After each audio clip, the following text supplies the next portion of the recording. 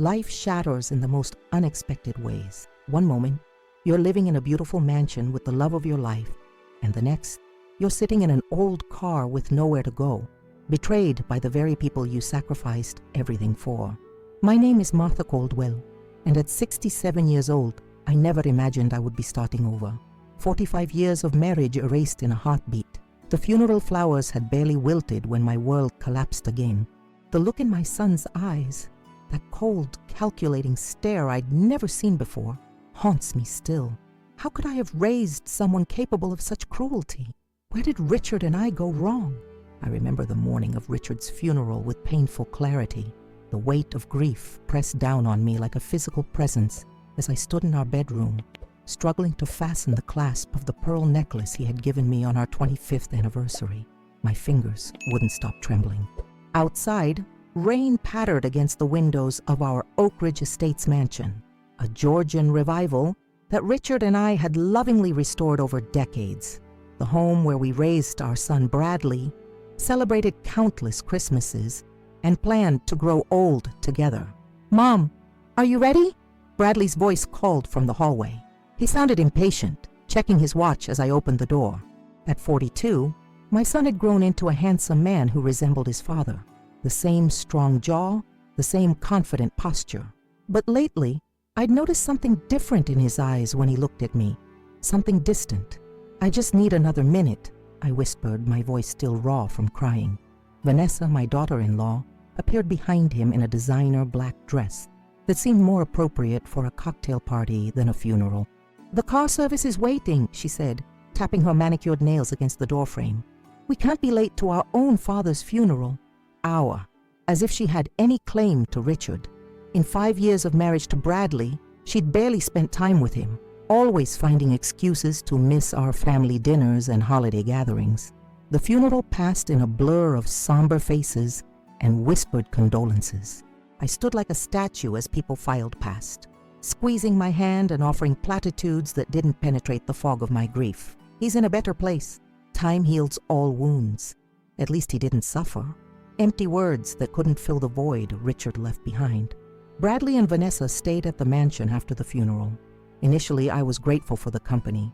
The house felt too large, too empty without Richard's booming laugh echoing through the hallways. But something felt off. I'd catch them whispering in corners, conversations that abruptly ended when I entered the room. I noticed Vanessa opening drawers, examining artwork, even taking pictures of certain items in the house when she thought I wasn't looking. "Just getting inspiration for our place," she said with a tight smile when I questioned her. "You have such beautiful things, Martha." The way she said it, as if my possessions were already slipping from my grasp, sent an uncomfortable chill down my spine. 3 weeks after the funeral, Caroline Bennett, Richard's longtime attorney, called to schedule the reading of the will. "Just a formality," she assured me. Richard was always very meticulous about his affairs. This was true. My husband had built his real estate development company from nothing, expanding from a single property to a portfolio worth millions. He managed every detail personally, even in the last few years as his health began to decline. He never shared the specifics of his financial arrangements with me. "No need to burden you with those details, my love," he'd say. But he always promised I would be taken care of. "When I'm gone, you'll want for nothing," he told me on our last anniversary, clasping my hands in his. His blue eyes, faded but still intense, held mine with conviction. I've made sure of it. I believed him. How could I not? 45 years of marriage had taught me to trust Richard implicitly. He had never let me down. The morning of the will reading dawned bright and clear. The first truly beautiful day since Richard's death. I took it as a good sign, a small mercy from the universe. I wore the navy blue dress Richard always loved, applied a touch of makeup to hide the dark circles under my eyes, and even managed to style my silver hair. Richard would have wanted me to look my best. Bradley and Vanessa arrived at Bennett & Associates law firm separately, having spent the night at their downtown apartment. They were already seated in Caroline's office when I arrived, looking polished and expectant. Vanessa's foot tapped impatiently against the plush carpet. "Thank you all for coming," Caroline began, adjusting her glasses as she opened a leather portfolio embossed with the firm's logo. We're here to execute the last will and testament of a Richard James Caldwell, dated January 15th of this year, 6 months ago. I frowned slightly, puzzled. Richard had revised his will recently without mentioning it to me. We told each other everything, or at least I thought we did. I, Richard James Caldwell, being of sound mind and body, hereby declare this to be my last will and testament, Caroline read, her professional tone not quite masking her discomfort. I revoke all previous wills and codicils. She continued through the standard legal preamble before reaching the substance of the document. To my son, Bradley Richard Caldwell, I leave my primary residence at 47 Oak Ridge Lane, including all furnishings, artwork, and personal effects contained therein. I also bequeath to him ownership of Caldwell Properties, LLC, and all associated business assets, as detailed in Appendix A. Bradley's face broke into a smile he couldn't quite suppress. Beside him, Vanessa squeezed his arm, her eyes gleaming with triumph. To my beloved wife, Martha Elizabeth Caldwell, Caroline continued, her voice softening slightly as she met my gaze. I leave my 1957 Chevrolet Bel Air, currently housed in the garage of our family home. A car. An old car that hadn't run properly in years. That was all. I also direct that Martha shall receive the standard widow's pension from Caldwell Properties, as outlined in the company bylaws, Caroline added, her voice trailing off slightly. The room seemed to spin around me. This couldn't be right. There had to be more. Richard had promised I would be taken care of. Is that all? I asked, my voice barely audible. Caroline closed the portfolio slowly. That concludes the substantive bequests, yes. There must be some mistake, I insisted, feeling the first stirrings of panic. Richard and I built that company together. We restored that house together. He couldn't. The will is quite clear, Mrs. Caldwell, Caroline said gently. I understand this might come as a shock, but I can assure you everything is legally sound. I turned to Bradley, desperately seeking some explanation in my son's face. Instead, I found a stranger looking back at me, a man calculating his newfound wealth behind eyes that suddenly seemed so much like Vanessa's and so little like Richard's. Bradley, I whispered, did you know about this? He shifted uncomfortably in his seat. Dad mentioned he was updating his will. He said he wanted to simplify the succession plan for the business. Simplify? I repeated, the word tasting bitter in my mouth, by leaving me with nothing but an old car. You have your Social Security, Vanessa interjected, her tone suggesting I was being ungrateful. And the widow's pension will cover basic expenses. Really, Martha, at your age, what more do you need? At my age. As if being 67 meant I should quietly accept being discarded, left to subsist on the minimum while they enjoyed the fruits of our lifetime of work. The drive back to the mansion, no longer my home apparently, was excruciating. Bradley drove in silence while Vanessa chatted animatedly on her phone, already making plans for renovations and modernizing that dated decor. Each word was a knife twisting in my heart. 45 years of memories, of carefully selected furnishings and lovingly tended gardens, dismissed as dated and slated for destruction. When we arrived, I went straight to my bedroom, our bedroom, and sat on the edge of the bed where Richard and I had slept for decades. His pillow still held the indentation of his head. I pressed it to my face, desperately seeking some lingering trace of his scent, but found only the sterile smell of laundry detergent. Even this small comfort had been taken from me.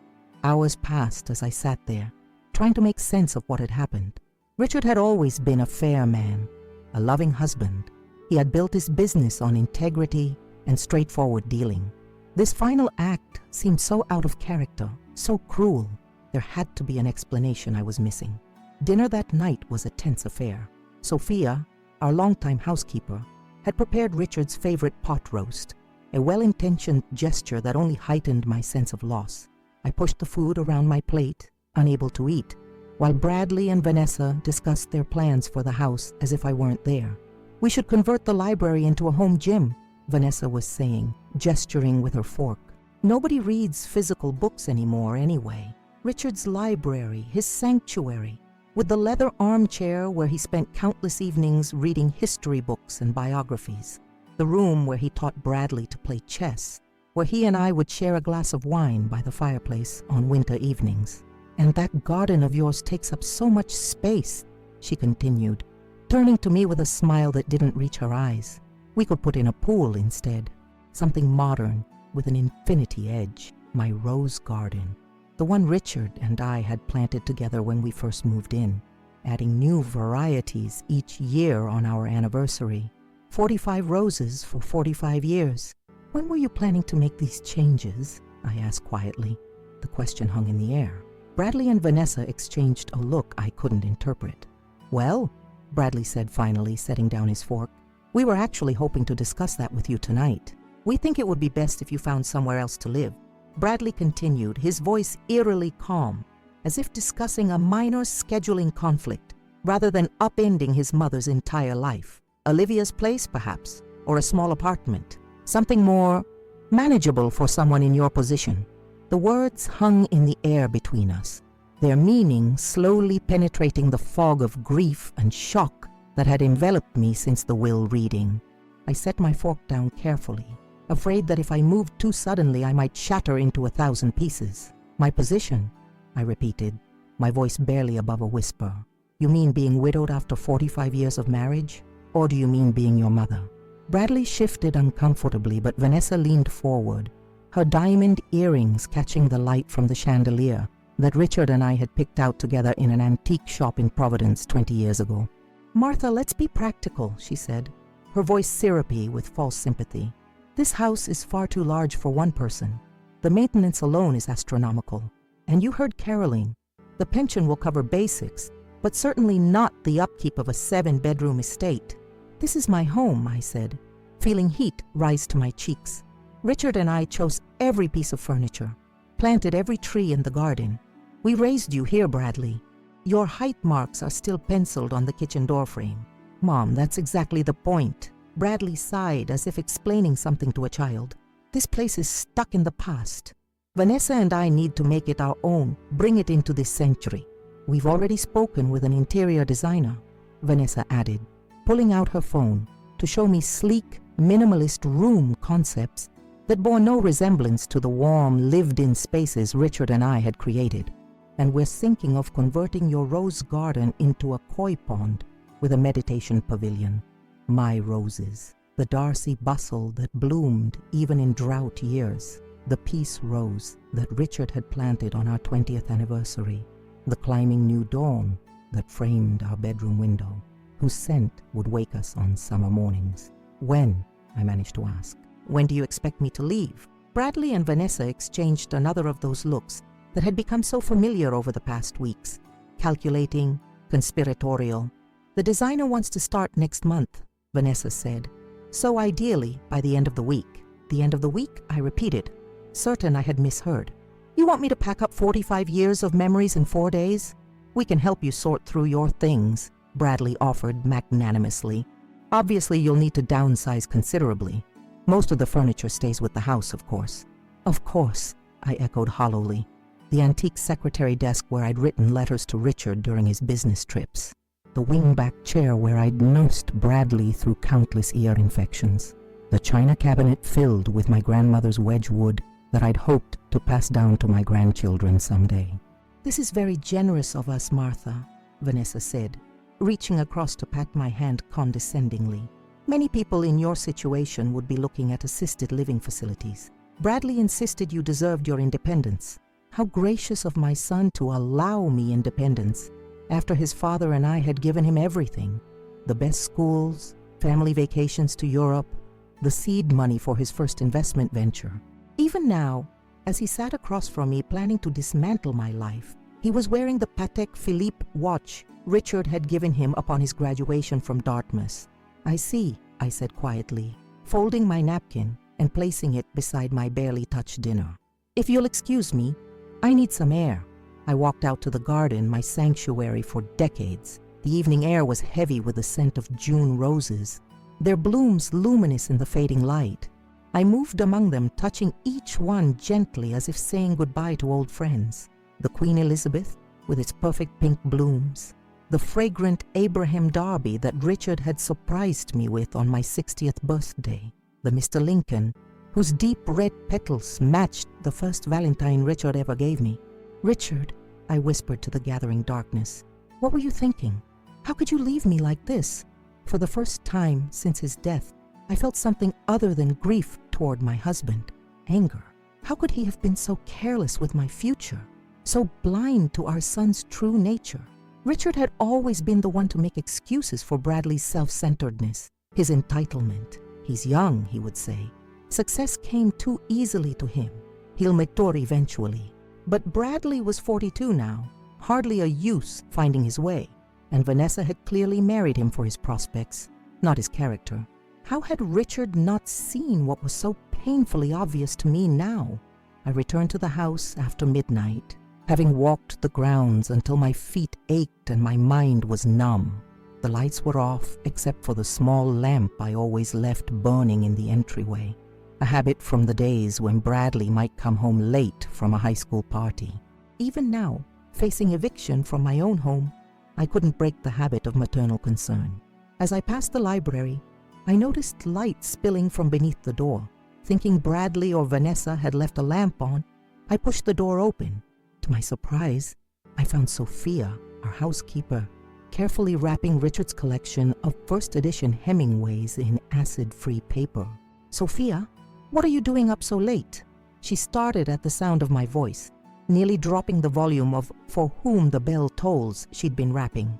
"Señora Martha," she said, her Dominican accent thickening as it always did when she was nervous.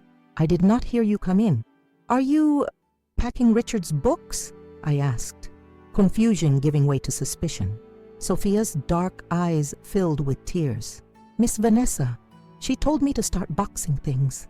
She said they're going to sell them at auction next month. She said it was with your permission." My heart sank. "They're not waiting for me to leave, are they?" Sophia shook her head miserably. "They have already contacted the auction house. They are coming tomorrow to evaluate the artwork and antiques." "Tomorrow?" I felt as if I'd been struck. They weren't even going to wait the 4 days they'd generously offered me.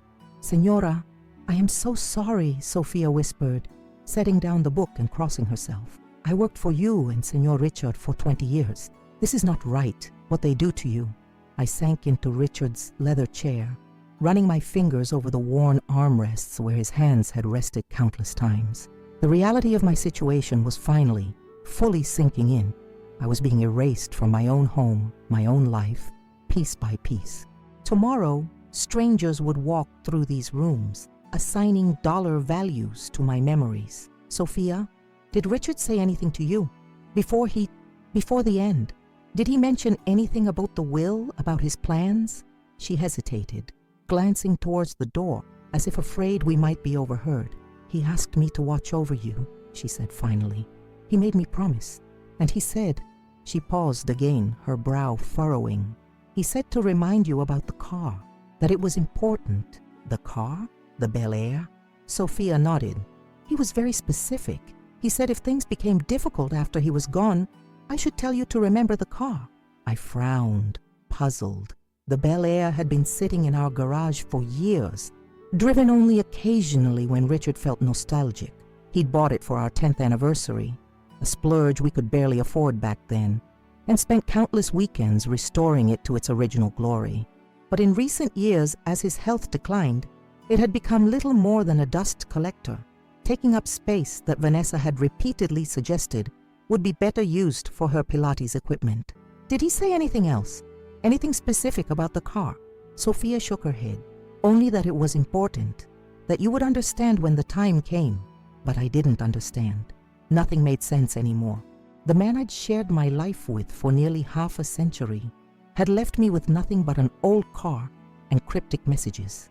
The son we'd raised together was treating me like an inconvenient house guest overstaying her welcome. The home we'd built was being dismantled before I'd even had time to grieve. And that night, I couldn't sleep. I lay in our bed, my bed now, staring at the ceiling, listening to the familiar creaks and sighs of the house as it settled.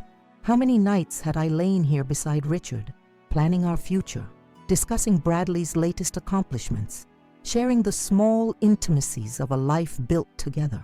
And now, in less than a week, I would never sleep here again. When dawn broke, I made my decision. I wouldn't wait to be further humiliated, to watch as auctioneers picked through my life like vultures. I would leave on my own terms, with whatever dignity I could salvage. I rose early, before Bradley and Vanessa were awake, and began packing methodically. Clothes I could fit into a few suitcases, photo albums that couldn't be replaced, the small jewelry box containing my mother's pearls, and the sapphire earrings Richard had given me on our 40th anniversary. My grandmother's recipe box with handwritten cards yellowed with age. A few books that held special meaning. Richard's dog-eared copy of To Kill a Mockingbird, the collection of frost poems we used to read aloud on winter evenings. So little to show for a lifetime. Everything else, the furniture we'd carefully chosen, the artwork we'd collected over decades of anniversary gifts, the china and crystal from our wedding, would stay behind, becoming Bradley and Vanessa's property to sell or discard as they saw fit. As I packed, I heard movement elsewhere in the house. Vanessa's voice, sharp with impatience, directing someone, likely Sophia, about preparations for the auction house representatives. Then Bradley's deeper tones, discussing plans for the garden with someone on the phone. The meditation pavilion would be installed next month, apparently. My roses would be gone before summer's end. I closed the last suitcase just as a knock came at my bedroom door. I steeled myself, expecting Bradley or Vanessa with some new demand or timeline. Instead, Sophia stood there, her kind face drawn with worry. "Señora Martha, they are here already. The people from the auction house. They are downstairs with Miss Vanessa." So they hadn't even waited for morning. The vultures were already circling. "Thank you, Sophia," I said, forcing a smile. "Would you help me carry these bags down? I'll be leaving today." Her eyes widened. "Today? But where will you go?" "To Olivia's for now," I said, naming my oldest friend who lived in West Hartford. "Until I figure out next steps." Sophia looked distressed. "Let me call my cousin in New Haven. She has a guest house, very private. You could stay there instead." "That's very kind, but Olivia has already offered. I'll be fine." I wasn't sure if I was trying to convince Sophia or myself. Together we carried my bags downstairs, trying to be inconspicuous as we passed the library, where Vanessa was entertaining a smartly dressed couple, with coffee and pastries, already discussing which pieces would generate significant interest at auction. My grandmother's Wedgwood, apparently, was quite collectible. We managed to get my bags to the garage without being noticed. The Bel Air sat in its usual spot, a sheet of dust dulling its once gleaming turquoise paint. I hadn't driven it in years. It had always been Richard's passion, not mine, but it was my only possession now, and my means of escape. "Let me help you clean it," Sophia offered, already reaching for a chamois cloth. "No time," I said, opening the driver's door. The familiar scent of aged leather and the faint ghost of Richard's aftershave enveloped me. "I need to leave before they realize I'm going." Sophia hesitated, then pressed something into my hand, a small envelope. "Señor Richard gave this to me 2 weeks before he passed. He made me promise to give it to you if things became difficult." I looked down at the envelope. My name was written on it in Richard's distinctive handwriting, the letters slanting sharply to the right as they always did when he was in a hurry. "You didn't mention this last night," I said, puzzled. "I was afraid," Sophia admitted. "Miss Vanessa, she has been watching me, asking questions about what Señor Richard said to me before he died. I kept this hidden in my apartment. I went home to get it this morning when I heard their plans." I slipped the envelope into my purse without opening it. Whatever message Richard had left for me, I wanted to read it in private, away from this house that no longer felt like home. "Thank you, Sophia, for everything." She hugged me tightly. "Vaya con Dios, Señora Marta. And remember what Señor Richard said. The car is important." I nodded, still puzzled by this cryptic instruction. What could possibly be important about an old Chevrolet that hadn't run reliably in years? With trembling hands, I inserted the key into the ignition, half expecting the engine to refuse to turn over. To my surprise, it started immediately, the engine purring as if it had been serviced yesterday instead of sitting idle for months. As I backed out of the garage, I caught a glimpse of Bradley standing at the kitchen window, coffee cup in hand, watching me leave. For a moment, our eyes met, and I thought I saw a flicker of something. Regret, shame, cross his face. But then Vanessa appeared beside him, said something that made him laugh, and the moment was gone. I drove away from Oak Ridge Estates for what I believed would be the last time. My entire life reduced to a few suitcases in the trunk of a car I barely knew how to drive. Tears blurred my vision as I navigated the winding driveway lined with the maple trees Richard and I had planted the year Bradley was born, each one representing a hope for our family's future. What had happened to those hopes? Where had we gone wrong? How had the sweet little boy who once picked dandelions for me and called me his best mommy ever turned into the cold, calculating man who could throw me out of my home without a second thought? And what had Richard been thinking, leaving me so vulnerable? Had 45 years of marriage meant so little? Had he secretly resented me all this time, building a life together while planning to leave me with nothing but an old car and memories? As these questions swirled in my mind, I almost missed the turn onto the highway that would take me to Olivia's. I signaled at the last moment, the Bel Air handling more smoothly than I expected for a car its age. At least it would get me to West Hartford, where I could regroup, plan my next steps, figure out how to survive on a widow's pension in one of the most expensive states in the country. I had driven about 20 miles when the engine began to make an ominous knocking sound. The steering wheel vibrated under my hands, and the car started to lose power. "No, no, no," I muttered, scanning the road ahead for a place to pull over. "Not now, please, not now." I managed to guide the faltering Bel Air onto the shoulder, just as the engine died completely. I sat there for a moment, hands still gripping the wheel, overwhelmed by the symbolism of it all. My last possession, my only means of independence, breaking down and leaving me stranded. A hollow laugh escaped me, bordering on hysteria. Of course this would happen. Why had I expected anything else? The universe seemed determined to strip me of everything, piece by piece. I reached for my purse to find my phone, planning to call Olivia for help. As I did, my fingers brushed against the envelope Sophia had given me, Richard's last message. With trembling hands, I tore it open. Inside was a single key, not a car key, but something that looked like a safe deposit box key, and a note in Richard's handwriting. "My dearest Martha, if you're reading this, then things have gone as I feared they might. Remember our first road trip in the Bel Air? The trunk held more than luggage then too. I love you always. D." Our first road trip. We had driven the newly restored Bel Air to Cape Cod for a weekend, just the two of us, leaving 2-year-old Bradley with my parents. The trunk had been packed with not just our suitcases, but a surprise Richard had arranged. A painting from a gallery we had visited months earlier, one I had admired but thought too expensive. He had secretly bought it and hidden it in the trunk to surprise me when we arrived at our rental cottage. With sudden clarity, I understood Sophia's message, Richard's cryptic note. The car wasn't important because of its monetary value or sentimental significance. It was important because of what it contained.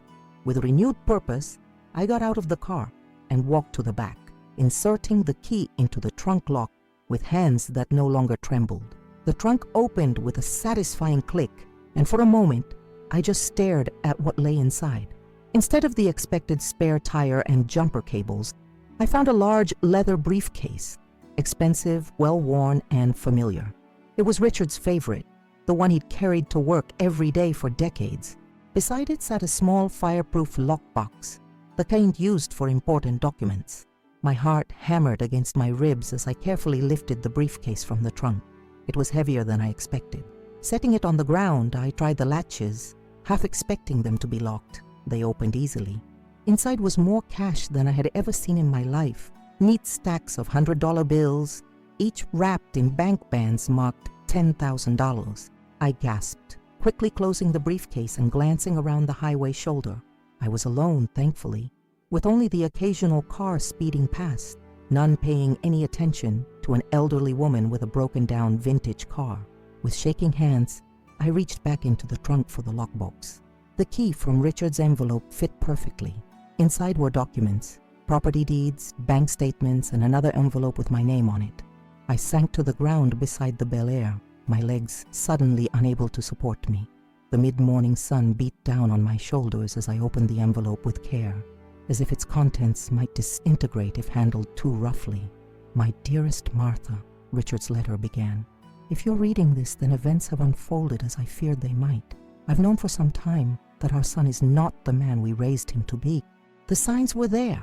The financial discrepancies at the company that he thought I wouldn't notice, the way money disappeared from accounts, his increasing deference to Vanessa's materialistic values. I wanted to believe he would outgrow it, that our example would eventually guide him toward better choices. I was wrong, and for that, I am deeply sorry. I've known for 6 months that my heart is failing. The doctors gave me a year at most, but I didn't tell you because I couldn't bear to see you suffer through a long goodbye. Instead, I used my remaining time to ensure your future security, a future I've arranged to protect you from Bradley's greed. The will Caroline read is real, but it's not complete. It's a test I designed with her help, a way to reveal Bradley's true character before entrusting him with our legacy. If he had shown you the respect and care you deserve, a second will would have been revealed 3 months from now, one that divided our assets equally and established generous trusts for both of you. But I suspected he would fail this test of character, which is why I've made these alternate arrangements. In this lockbox you'll find the deed to a waterfront property in Cape Cod, our dream retirement home that I purchased secretly last year. It's fully paid for and titled solely in your name. Documentation for accounts at Hamilton Trust Bank, totaling just over $4.3 million. Your personal safety net, untouchable by Bradley or anyone else. A certified copy of my actual final will, which invalidates the preliminary one after 90 days or upon your presentation of this document to Caroline. The cash in my briefcase, approximately $500,000, is for immediate needs and to help you start your new life. The Bel Air itself holds one final surprise. Look beneath the spare tire compartment for a hidden storage area I had custom built when we restored it. I love you, Martha. I always have. Please forgive me for this deception, but I needed to protect you from our son's worst instincts. The cruelty you've likely experienced at his hands will be short-lived, I promise you. With all my heart, always, Richard. Tears streamed down my face as I finished reading, dropping onto the paper and blurring the ink of Richard's signature. He had known, all along. He had known what Bradley might do, and he had prepared for it. The hurt and betrayal I'd felt toward my husband evaporated, replaced by a flood of love and gratitude so intense it was almost painful. I sat there on the side of the highway, clutching Richard's letter to my chest, laughing and crying at the same time. To any passing motorist, I must have looked like a madwoman, a gray-haired lady having some kind of breakdown beside a vintage car. But I didn't care. For the first time since Richard's death, I felt something other than grief and abandonment. I felt protected, loved, vindicated. When I'd composed myself enough to think clearly, I returned to the trunk and found the hidden compartment Richard had mentioned. Beneath the spare tire was a small lever that, when pulled, revealed a shallow storage space built into the floor of the trunk. Inside was a small velvet jewelry box. With trembling fingers, I opened it to find Richard's grandmother's diamond earrings, priceless family heirlooms that Bradley had asked about repeatedly after the funeral, claiming his father had promised them to Vanessa. Now I understood why Richard had been so evasive about their whereabouts. Also in the hidden compartment was a business card for Harold Wilson of Wilson's Classic Auto, with a handwritten note on the back. "Harold knows about the plan. Call him if the car gives you trouble." The car's breakdown hadn't been coincidental, I realized. Richard had arranged it all. The timing, the location, everything designed to ensure I discovered his secret preparations at a safe distance from Bradley and Vanessa. I gathered the documents and valuables, securing them in my purse and a small overnight bag. The cash I distributed between several hiding places, some in my suitcase, some in the glove compartment, most of it back in the briefcase, which I wedged securely behind the driver's seat. Then I called the number on Harold's card. "Wilson's Classic Auto," a gruff voice answered on the third ring. "Mr. Wilson, my name is Martha Caldwell. My husband was Richard Caldwell." There was a pause, then a softening in the man's tone. "Mrs. Caldwell, I've been expecting your call. Where are you?" I described my location as best I could, somewhere on the highway between Greenwich and West Hartford, about 20 miles from Oak Ridge Estates. "I know the spot. Stay with the car. I'll be there in 30 minutes. True to his word, half an hour later, a tow truck pulled up behind the Bel Air. A bear of a man with silver hair and weathered hands climbed out, approaching me with a respectful nod. "Mrs. Caldwell, I'm Harold Wilson. Rick and I were in the Army together back in the day. You knew my husband. He never mentioned you. In 45 years of marriage, I thought I'd known all of Richard's friends." Harold's eyes crinkled at the corners. "That was part of the arrangement. Rick contacted me about 8 months ago. Said he needed someone off the books, someone Bradley wouldn't know about. We reconnected and he brought the Bel Air to my shop for some special modifications. The hidden compartment," Harold nodded. "That and a few other things. The car's not really broken down, by the way. There's a kill switch under the dashboard that was programmed to activate once you'd driven exactly 22 miles from Oak Ridge Estates." 22 miles? The number seemed oddly specific. "Your first date with Rick," Harold explained with a small smile. "He told me you drove exactly 22 miles to reach that restaurant on the lake. Said it was the most important 22 miles of his life. Fresh tears sprang to my eyes. Even in his final arrangements, Richard had woven our love story into every detail." Harold cleared his throat, clearly uncomfortable with my emotional response. "Let me get the car started for you. Then you can follow me to the shop. Rick left some other items with me for safekeeping." With a few adjustments under the hood, the Bel Air's engine roared to life. Harold showed me how to disable the kill switch if it activated again, then led me on a circuitous route to his auto shop in a small industrial area I'd never visited, despite living in the region for decades. Wilson's Classic Auto was a nondescript concrete building with a fenced lot containing various vintage cars in different states of restoration. Harold ushered me inside to a small office, cluttered with parts, catalogs, and coffee mugs. "Rick left this for you," he said, unlocking a cabinet behind his desk and removing a sealed plastic container.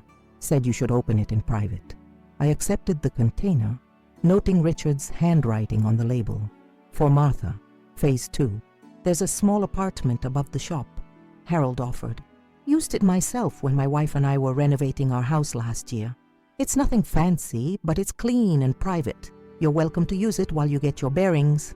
The apartment was indeed basic, a studio with a kitchenette, bathroom, and a window overlooking the repair bays below. But it was clean, and most importantly, safe. No one who knew me would think to look for me here. I sat on the edge of the futon bed and opened Richard's container. Inside was a prepaid phone, a set of keys labeled Cape House, and another thicker letter. This one began differently. "My brave Martha, if you're reading this, you've already discovered the first part of my plan and have made it safely to Harold's. I'm so proud of you." The letter went on to outline Phase 2 of what Richard called Operation New Beginning. He had anticipated every detail, from Bradley's likely reaction when he discovered I'd left, relief, followed by increasing panic as he realized I might have found Richard's contingency plan, to the steps I should take to secure my new future. "Don't contact Bradley or Vanessa," Richard advised.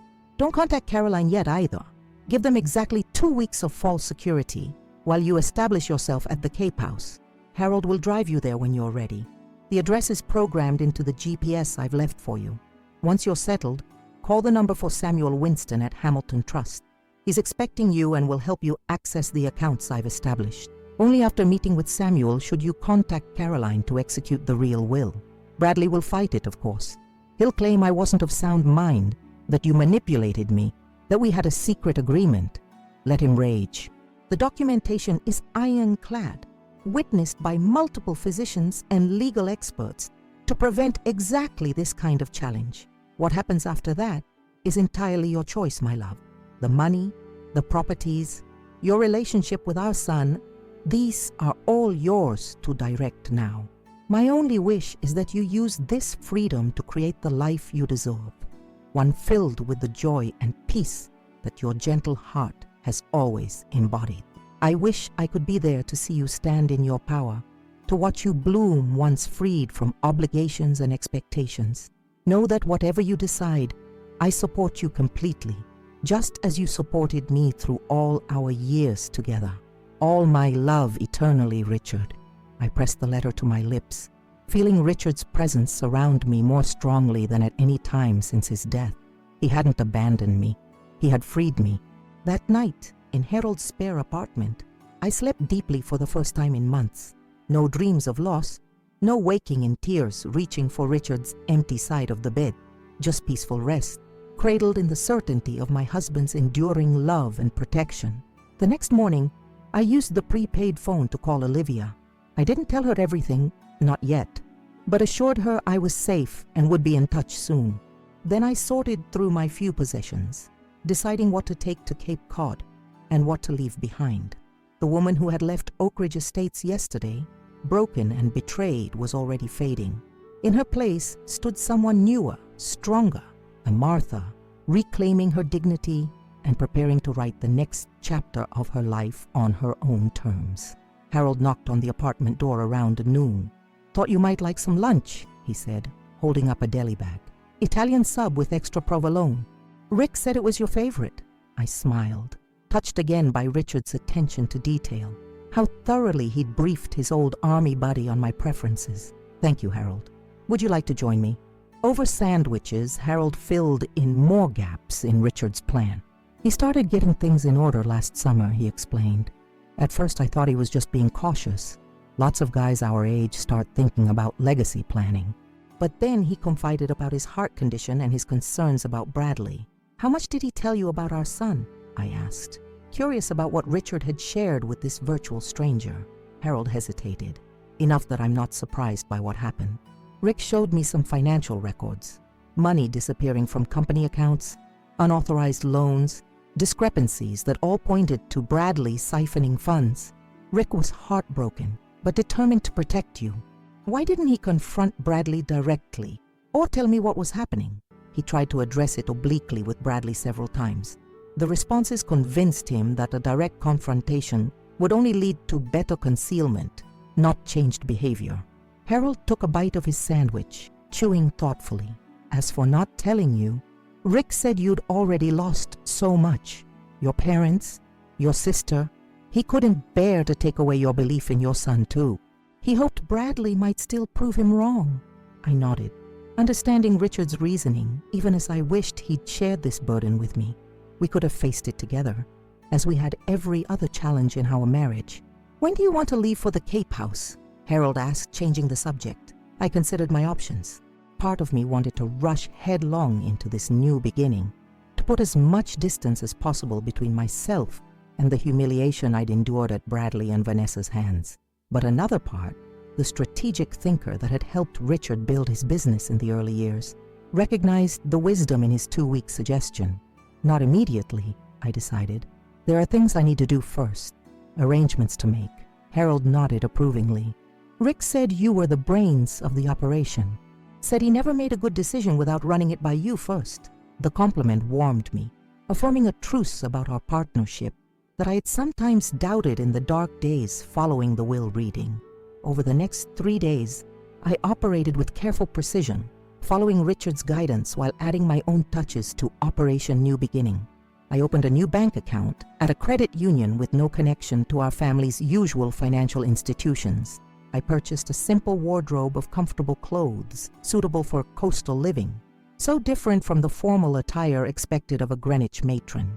I even visited a salon in a neighboring town, emerging with a shorter, more natural hairstyle that took years off my appearance. Throughout these preparations, I maintained radio silence with everyone from my old life. No calls to Bradley or Vanessa. No contact with our mutual friends who had been awkwardly supportive at the funeral, but would now be navigating divided loyalties. The only exception was Sophia, to whom I sent a brief text from my new phone. "I am safe and well. Thank you for everything." Her reply came seconds later. "Gracias a Dios. Señor Richard would be proud." On the 4th day, Harold and I set out for Cape Cod in his personal vehicle, a sensible Subaru, rather than the conspicuous tow truck. The Bel Air remained securely locked in his garage, awaiting professional transport to my new home once I was settled. As we crossed the Sagamore Bridge onto the Cape, a weight lifted from my shoulders. The familiar landscape of beaches and salt marshes welcomed me like an old friend. Richard and I had vacationed here often when Bradley was young, renting the same cottage near Nauset Beach year after year. It was here we dreamed of retiring someday, walking the shoreline hand in hand as elders, watching the rhythms of the tides mirror the peaceful cadence of our final years together. Richard had remembered, of course he had. The GPS directed us down increasingly private roads until we reached a gated drive marked only with the number 47, our wedding anniversary date, April 7th. Harold punched in a code Richard had given him, and the gates swung open to reveal a winding driveway, flanked by mature hydrangeas. At its end stood a gray-shingled Cape Cod-style house, perfectly proportioned and welcoming, with a covered porch facing the water.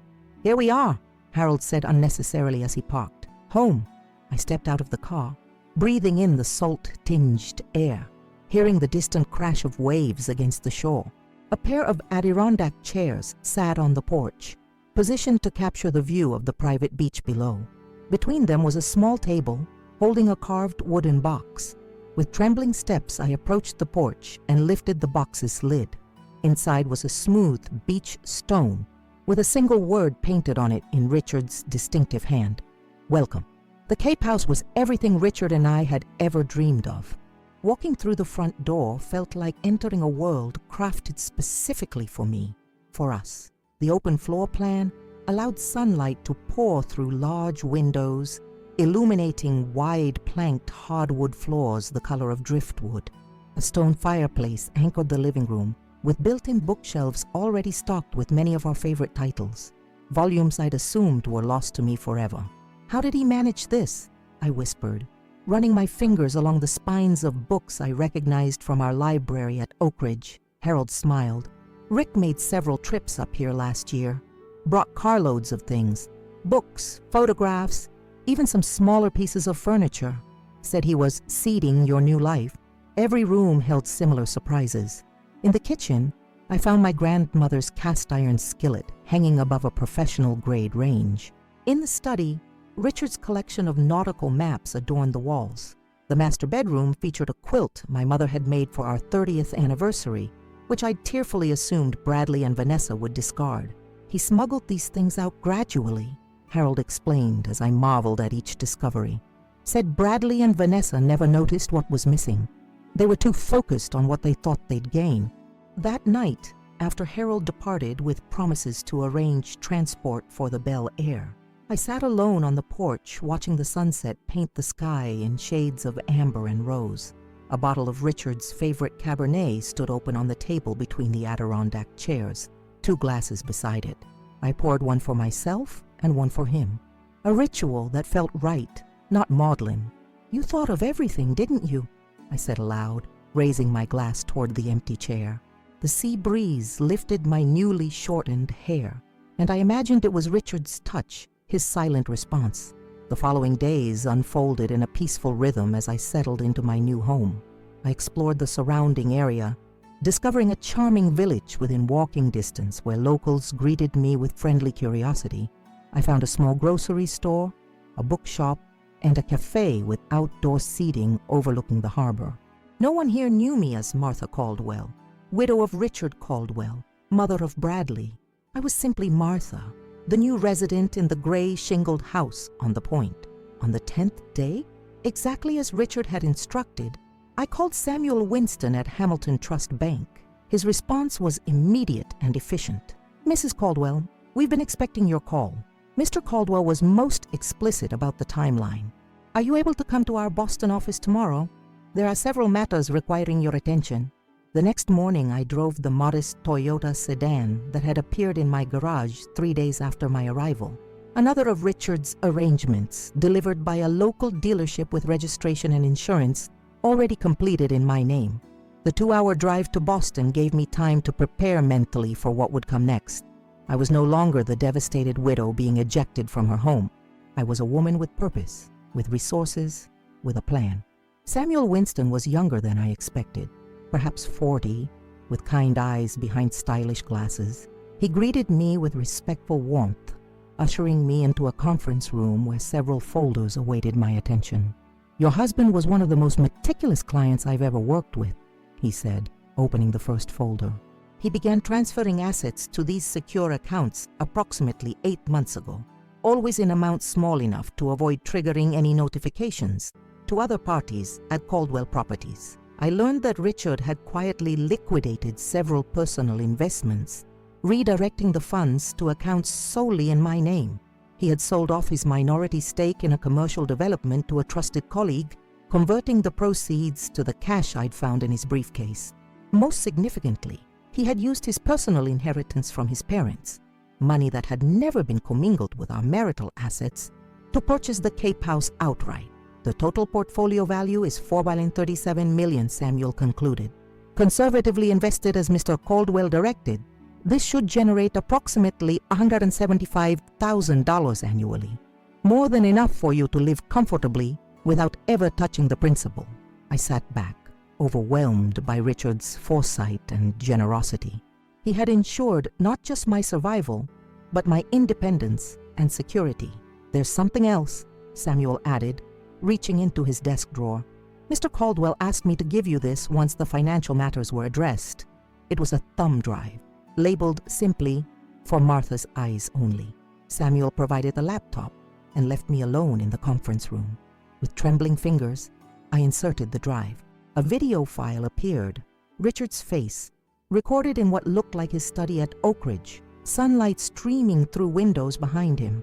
He looked thinner than I remembered, his complexion paler, but his eyes were bright with purpose. "Hello, my darling," he began, his voice so familiar it made my heart ache. "If you're watching this, then everything has proceeded according to plan. You've found the contents of the Bel Air, you've made it to the Cape House, and Samuel has explained the financial arrangements." He smiled, that crooked half-smile that had made me fall in love with him at 19. "I wish I could see your face right now. I imagine a mixture of relief, gratitude, and, knowing you, a healthy dose of irritation that I kept all this from you." I laughed through sudden tears. He knew me so well. "I owe you an explanation," Richard continued, his expression growing serious. "About a year ago, I discovered discrepancies in the company accounts. Small at first, then increasingly significant. All trails led to Bradley. When confronted indirectly, he deflected, made excuses, promised to look into it. I hired a forensic accountant who confirmed my worst fears. Bradley had embezzled nearly $2 million over 3 years to cover gambling debts and Vanessa's extravagant spending." Richard ran a hand through his hair, a gesture so achingly familiar that I reached toward the screen without thinking. "I considered going to the authorities. I considered disowning him. But he's our son, Martha. Despite everything, I couldn't bring myself to destroy his life completely, so I devised this plan instead. A lesson wrapped in a test, wrapped in protection for you." He explained that the preliminary will was designed to reveal Bradley's true character, to see if, when given everything, he would still honor and care for his mother. Richard had hoped, against all evidence, that our son would prove worthy of his legacy. If Bradley had treated you with the respect and care you deserve, Caroline would have revealed the complete will after 3 months, one that still favored him but required him to provide for you properly. But if he failed that moral test, Richard's face hardened slightly. If he failed, as I feared he might, the consequences would be both instructive and just. The mansion he thinks is his free and clear carries hidden encumbrances that will activate exactly 14 days after you contact Caroline with the real will. The company he believes he controls completely will face a surprise audit revealing his financial malfeasance. He won't go to prison. I've arranged for enough plausible deniability to protect him from criminal charges, but he will lose nearly everything." I gasped. This ruthless, strategic planning seemed so unlike the gentle husband I'd known, yet there was something undeniably appropriate about it. A perfect calibration of consequence to action. "I know this seems harsh," Richard continued as if anticipating my reaction, "but Bradley needs to learn that character matters, that how we treat others, especially those who have given us everything, defines who we are. This isn't revenge, Martha. It's a final attempt at parenting from beyond the grave." His expression softened again. What happens next is entirely your choice. The mechanisms I've put in place will proceed automatically unless you intervene. If you wish to protect Bradley from the full consequences of his actions, there are instructions in a sealed envelope with Caroline. But before you make that decision, I ask that you give yourself time to heal, to find your footing in your new life. Don't rush to rescue him out of maternal instinct or misplaced guilt. Sometimes the kindest thing we can do for our children is to let them face the results of their choices. Richard leaned closer to the camera, his eyes intense with emotion. I've loved you every day since we met, Martha. Everything I've built, everything I've accomplished has been possible because of your strength, your wisdom, your unfailing support. My greatest regret is not being able to share these years with you as we planned. But know that even in death, my love for you continues. In these arrangements, in this home by the sea, where we always dreamed of growing old together, in every sunset you'll watch from our porch. He smiled one last time. Live well, my darling. Find joy again. And when you're ready, not a moment before, decide what kind of relationship, if any, you want with our son going forward. Whatever you choose, I support you completely. The video ended, Richard's face freezing on the screen before fading to black. I sat motionless, tears streaming down my face, feeling both bereft at seeing him again and strengthened by his words.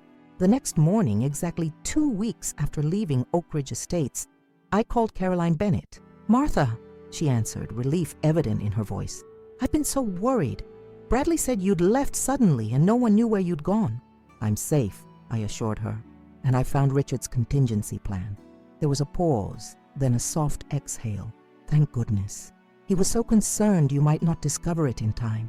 "I'd like to meet tomorrow to execute the real will," I said, surprised at the steadiness in my voice. "And Caroline?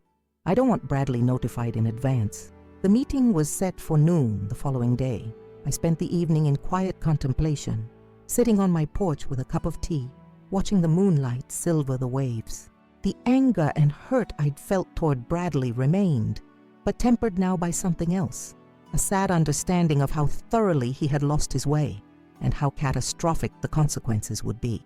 I thought of him as a child, his hand trustingly in mine as we crossed streets, his proud smile when he built sand castles on this very shore, his tearful face when he fell from his first bicycle, and Richard taught him about picking himself up after failure. Where had that sweet boy gone?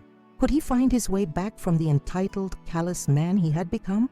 As dawn broke over the Atlantic, I made my decision. I would allow Richard's plan to unfold as designed, but with one modification. Bradley would face the financial consequences of his actions. The mansion would be lost, his control of the company severed. But I would offer him one thing Richard hadn't explicitly provided for: a path to redemption.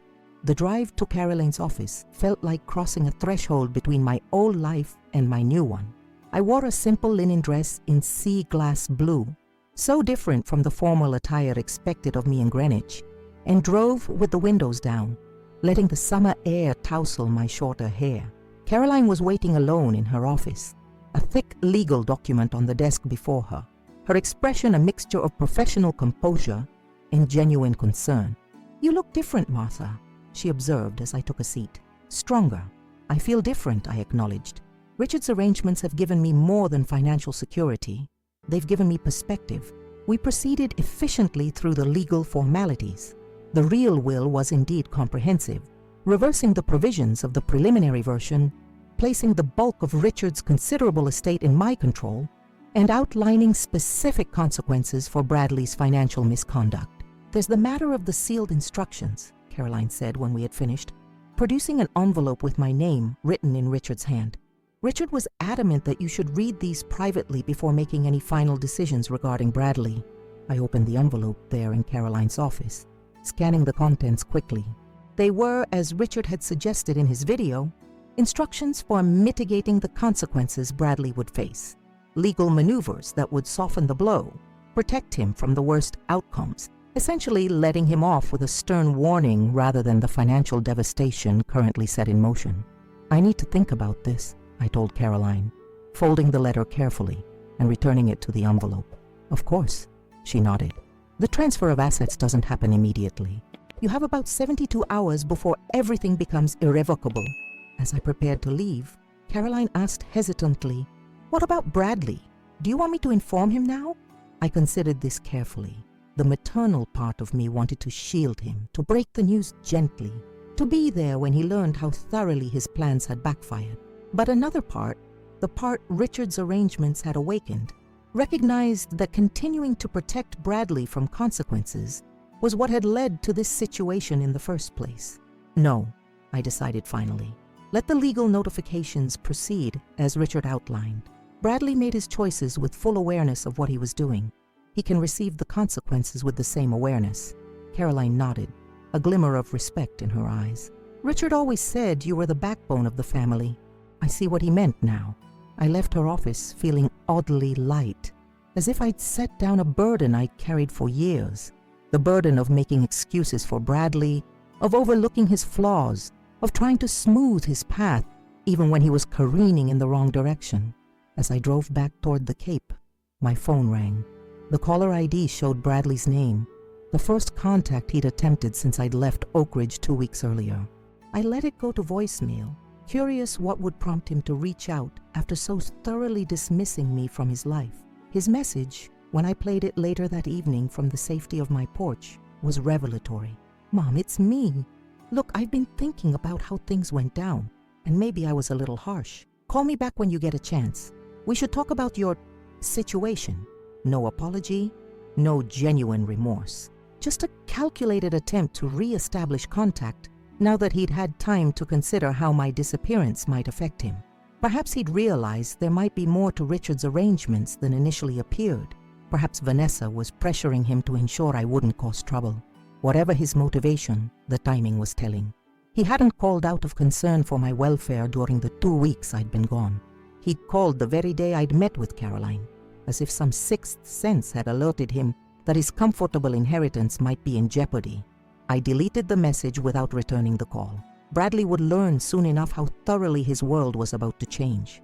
And when he did, when he hit rock bottom and found himself faced with the true consequences of his actions, I would be here, watching the same sunsets Richard and I had dreamed of sharing, deciding at my own pace whether our son deserved a chance to rebuild what his greed and cruelty had destroyed, not just with me, but within himself. 3 days after my meeting with Caroline, I awoke to the sound of my phone ringing incessantly. The digital clock beside my bed read 6:17 a.m. Bradley had called 7 times since dawn.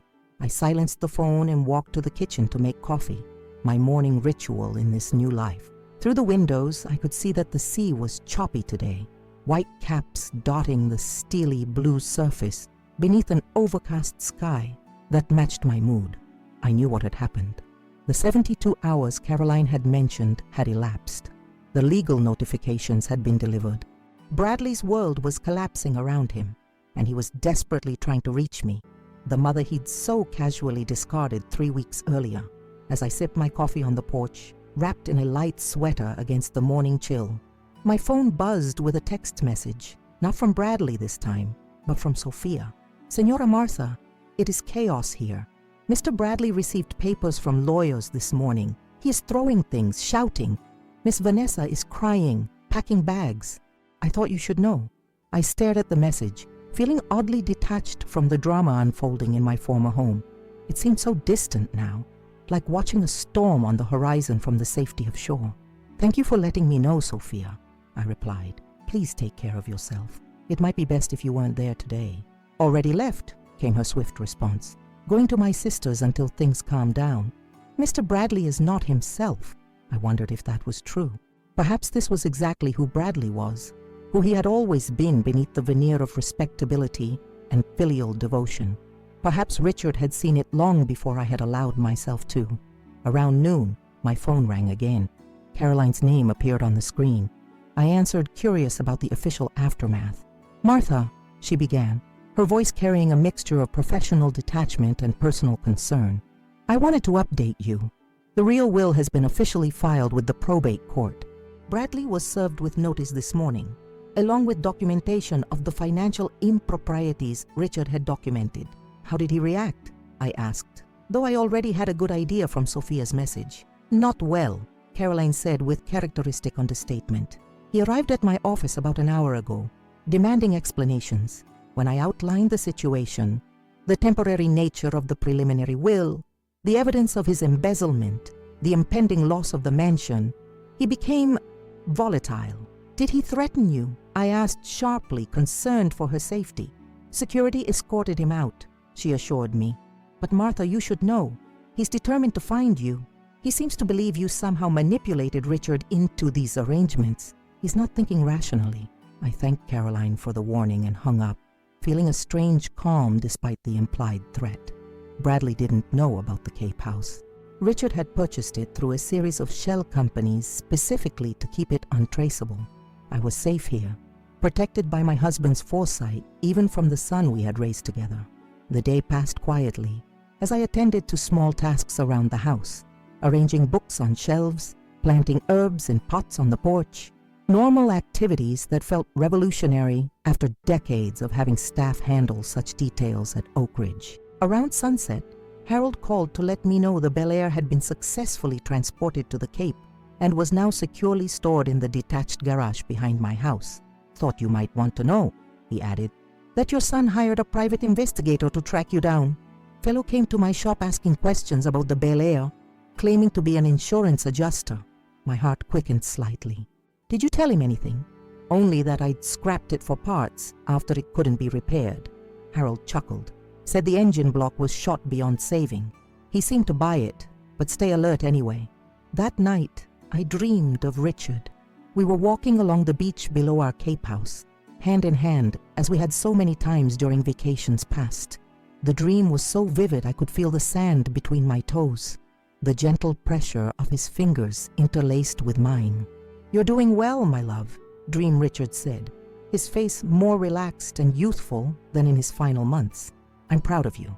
I miss you, I told him, the words carrying all the weight of my grief. He smiled, that special smile reserved only for me. I'm still with you, in the house, in the Bel Air, in every sunset. But most importantly, I'm here. He placed his hand gently over my heart. I always will be.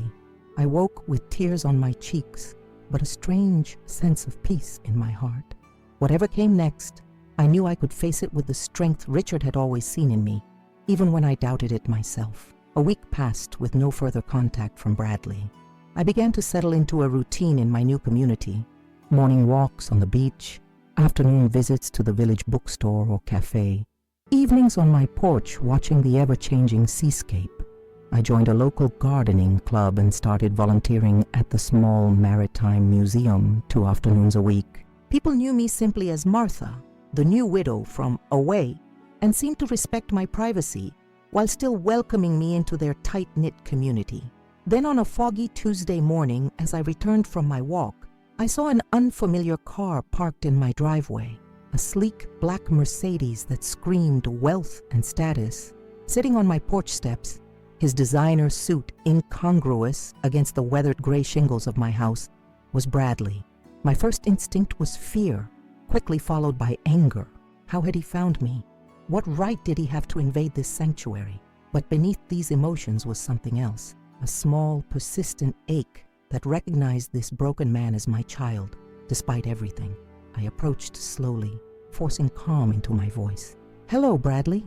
He looked up, and I was shocked by his appearance. Always meticulously groomed, he now sported several days' growth of beard, and dark circles shadowed his bloodshot eyes. His suit, though expensive, was rumpled as if he'd slept in it. "Mother," he said, rising unsteadily, "you're a difficult woman to find."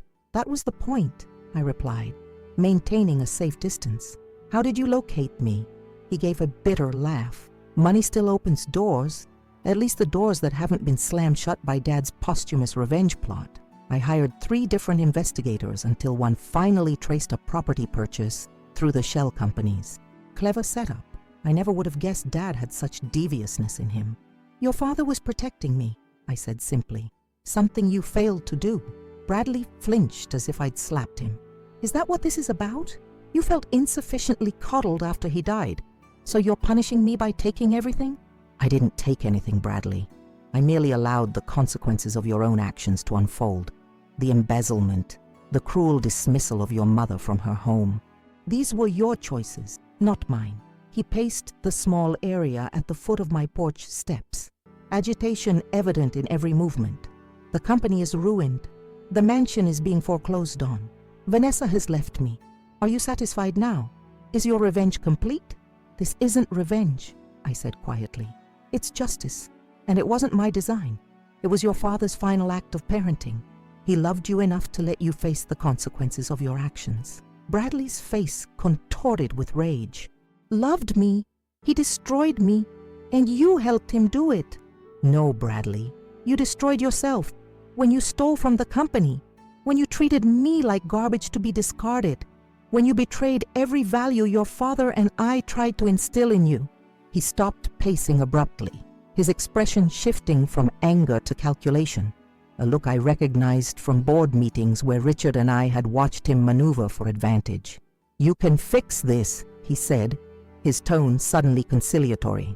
Caroline said there are provisions in the will that could mitigate the damage. You have the power to make this right.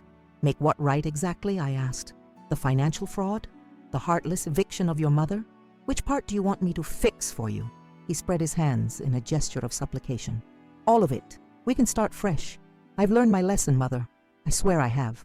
I studied my son carefully. The desperation was real, but was there genuine remorse beneath it, or merely regret at being caught, at losing his comfortable life? I thought of Richard's sealed instructions, the legal mechanisms that could indeed soften Bradley's fall, protect him from the worst consequences of his actions. Was that mercy what he needed now, or would it merely enable further poor choices? What happened with Vanessa, I asked, changing the subject. Bradley's shoulders slumped. She left the day the foreclosure notice arrived, said she hadn't signed up for this, took her jewelry and clothes and moved back to her parents' place in Manhattan. I felt a flicker of sympathy despite myself. Vanessa had indeed shown her true colors, just as Richard had predicted she would when the money and status disappeared. I'm sorry, I said, and meant it. No mother wants to see her child suffering, even when that suffering is self-inflicted. Sorry enough to help me, Bradley pressed, a hint of his old entitlement creeping back into his tone. I sighed, suddenly tired of the drama, the manipulation, the emotional chess game we'd been playing since Richard's death. Come inside, Bradley. We need to talk properly. The interior of my Cape house, with its simple, elegant comfort, seemed to surprise him. He looked around at the carefully chosen furnishings, the artwork, the photographs of Richard and me in happier times. Dad planned all this? He asked, genuine bewilderment in his voice. Every detail, I confirmed, gesturing for him to sit at the kitchen island while I put on the kettle for tea. He spent months creating this safe harbor for me, knowing I would need it after he was gone. But why not just tell you about it? Why the elaborate deception? I measured tea leaves into a pot, buying time to formulate my answer. Because he knew I wouldn't leave you, even if you mistreated me. Because he understood that I needed to see your true character for myself before I could move forward. Because he loved us both enough to arrange for exactly what we each needed. Me, this new beginning. You, this moment of reckoning. Bradley absorbed this in silence, looking more like the thoughtful boy he'd once been than the ruthless man he'd become. For the first time, I allowed myself to hope that perhaps something of that boy still existed beneath the layers of entitlement and greed. I've lost everything, he said finally, his voice small. The house, the company, my wife. What am I supposed to do now? The question hung between us, laden with decades of family history, love, disappointment, and possibility. I placed a steaming mug of tea before him, then took the seat opposite. That depends, I said carefully, on what you've actually learned from this experience. His eyes met mine, confusion evident. What do you mean? I mean, are you here because you're genuinely sorry for how you treated me? Or are you just sorry you got caught and lost your comfortable life? Are you here to make amends? Or to manipulate me into bailing you out one more time? Bradley's gaze dropped to his untouched tea. The silence stretched between us, filled only by the distant sound of waves breaking on the shore below the house. I don't know, he admitted finally, the words seeming to physically pain him. I want to say I'm here to make amends, but I'm not sure I even know what that would look like. I'm angry and scared and lost. It was perhaps the most honest thing he'd said to me in years. Not a manipulation, not a calculation, just raw truth. Then start there, I suggested gently, with that honesty. It's a foundation we can build on. We talked for hours that day, having the first real conversation we'd shared since he was a teenager. Bradley spoke of the pressure he'd felt trying to live up to Richard's legacy, the shortcuts he'd begun taking when legitimate success proved more difficult than expected, the toxic relationship with Vanessa that had fueled his worst instincts. I shared my hurt at his callous treatment, my confusion over Richard's arrangements, my journey to understanding and accepting this new chapter of my life. As afternoon faded toward evening, I made a decision. I retrieved Richard's sealed instructions from my study and placed them on the table between us. Your father left me the option to mitigate some of the consequences you're facing, I explained.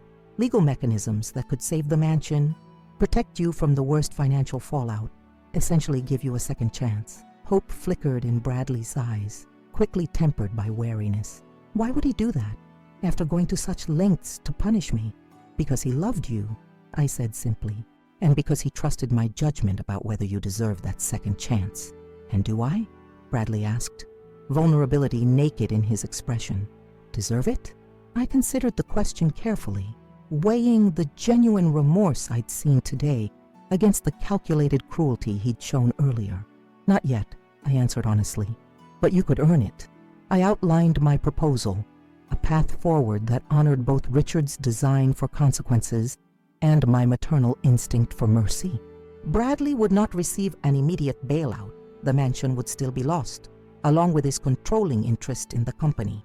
He would face the financial repercussions of his actions, but I would use a portion of my resources to help him secure a modest apartment and find legitimate work, perhaps teaching at a business school where his cautionary tale might benefit others. If you demonstrate genuine change over the next year, I concluded, I'll consider implementing the measures in this envelope, not to restore everything you lost, but to give you a foundation for rebuilding your life honorably. Bradley sat silent for a long moment, absorbing the terms I'd offered. In the old days, he would have argued, manipulated, pushed for more immediate gratification. Today, he simply nodded. It's more than I deserve, he acknowledged. Thank you. As the sun began to set, painting the sky in shades of rose and gold, I walked Bradley to his car. He hesitated before getting in, turning to face me with an expression I couldn't quite read. The Bel Air, he said suddenly. That old car Dad left you. Was that really where all this started? Finding whatever he'd hidden in it? I smiled, thinking of the turquoise Chevrolet now safely housed in my garage, the vehicle that had carried me not just physically, but symbolically from my old life to this new one. It was his final gift to me, I replied, a way out when I needed it most. Bradley nodded thoughtfully. He always did think of everything. As I watched the Mercedes disappear down my driveway, I felt a complex mixture of emotions: cautious hope for Bradley's potential redemption, sadness for all that had been lost, and profound gratitude for Richard's final act of love. Whatever happened next with our son, I knew I would face it from this position of strength and clarity, this sanctuary my husband had created for me. That evening I sat in my usual spot on the porch, watching the stars emerge over the darkening Atlantic. The rhythmic sound of waves breaking against the shore below provided a soothing backdrop to my thoughts. In my hand, I held the smooth beach stone Richard had left for me, the one word he'd painted on it, welcome, now worn slightly by my constant touching. We've come full circle, I said aloud, imagining Richard in the chair beside me, as I so often did during these twilight moments. Bradley knows everything now. He's faced the consequences, and I've found my strength again. The breeze lifted my hair gently, almost like a caress. Perhaps it was just the wind, or perhaps it was something more. Richard's presence, his approval, his enduring love reaching beyond the boundaries that separated us. Either way, I felt at peace. The old car that had seemed such a cruel bequest had turned out to be the key to my liberation. The son who had rejected me so callously was now beginning a journey that might eventually lead to redemption. And I, the widow who had once felt so powerless and betrayed, had discovered reserves of strength I never knew I possessed. Life continues to surprise us, even at 67. Every ending contains the seeds of a new beginning, and sometimes the most precious gifts come wrapped in the most unexpected packages, like a 1957 Chevrolet Bel Air with a secret in its trunk and a promise of freedom inside. Looking back on everything that's happened over these past few months, I still find it hard to believe how drastically my life changed, all because of an old Chevrolet Bel Air that everyone, including me, had underestimated. When I think about that terrible day when Bradley shouted those cruel words at me, "Go away, I don't need you anymore, you old woman," words no mother should ever hear from her child, I realize now it was actually the beginning of my liberation, not my downfall. Life has a way of surprising us with its twists and turns. At 67, I thought my story was largely written. I'd been Martha Caldwell, Richard's wife and Bradley's mother, for so long that I'd almost forgotten who Martha was on her own terms. Losing Richard was devastating, but being betrayed by Bradley, watching him transform into someone I barely recognized, that was a different kind of heartbreak altogether. But Richard knew. Somehow he saw what was coming. While I was blinded by maternal love, making excuses for our son's increasingly selfish behavior, Richard was quietly putting safeguards in place. He understood that sometimes the most profound acts of love aren't the ones that shield us from pain, but the ones that give us the strength to face it and emerge stronger on the other side. That old car, that seemingly worthless inheritance that Bradley and Vanessa had mocked, became my chariot to freedom. The moment I opened that trunk and discovered Richard's meticulous planning, the cash, the documents, the pathway to my new life, everything suddenly made sense. It wasn't just money and property he'd left me. It was dignity, independence, and the chance to rediscover myself away from the shadows of grief and betrayal. My seaside home in Cape Cod has become my sanctuary, a place where every sunrise reminds me that new beginnings are possible at any age. The local community has embraced me not as the widow of a successful businessman or the mother of a wayward son, but simply as Martha, a woman with her own interests, strengths, and contributions to make. As for Bradley, our relationship remains a work in progress. That day when he showed up at my doorstep, broken and humbled by the consequences of his actions, marked a turning point. Not an immediate reconciliation. Trust, once shattered, doesn't mend so easily, but the first tentative steps towards something new, something that might, with time and effort, grow into a healthier connection than what we had before. He's starting over in many ways, just as I am. The mansion is gone, sold to cover his debts. The company he thought he'd inherit intact has been restructured, with new leadership and strict oversight, to prevent the kind of financial misconduct he'd engaged in. Vanessa disappeared from his life as quickly as the trappings of wealth did. Another painful but necessary lesson. I've held firm to the boundaries I established that day. No easy bailout, no immediate forgiveness without genuine change. But I've also extended the compassion that any mother feels for her child, regardless of past hurts. He calls weekly now, his initial desperation gradually giving way to more thoughtful conversations. He's teaching business ethics at a community college, an irony not lost on either of us, and living in a modest apartment paid for with his own earnings, not family money. Whether our relationship will ever fully heal remains to be seen. But I've learned that holding space for that possibility while maintaining my own boundaries is itself a form of growth for both of us.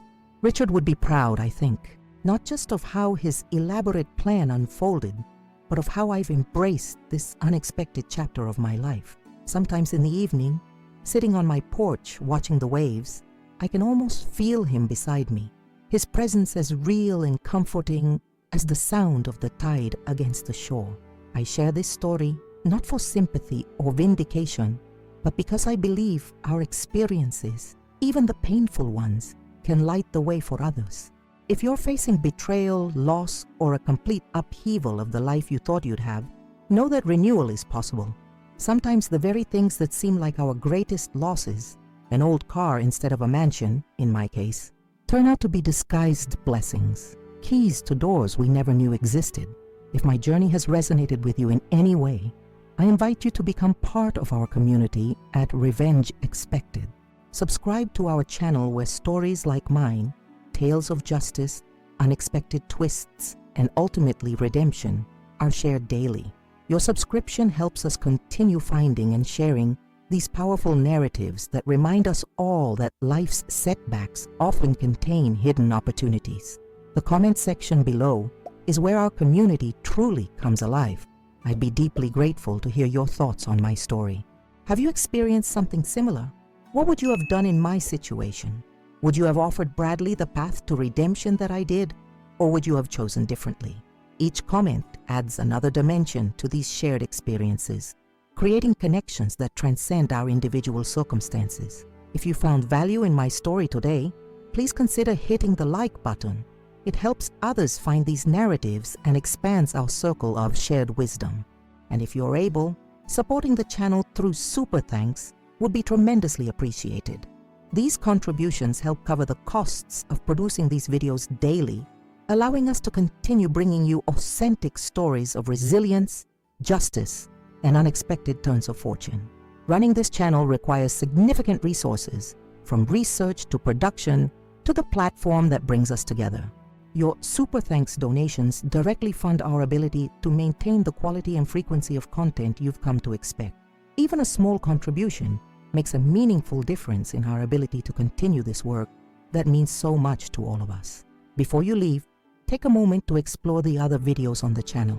Each one offers a unique perspective, a different journey through life's complexities, from inheritance disputes to workplace justice, from rekindled relationships to unexpected vindications. These stories remind us that we're never alone in our experiences. Thank you for allowing me to share my journey with you today. From the heartbreaking moment when Bradley demanded I leave the only home I'd known for decades, to the liberating discovery in that old Bel Air's trunk, to my new beginning by the sea. Your presence and engagement mean the world to me and to everyone at Revenge Expected. Remember, sometimes life's greatest treasures come in the most unexpected packages, sometimes even in the trunk of an old car that no one wanted. I'm Martha Caldwell, and this is my story of loss, discovery, and finding my way back to myself when I least expected it.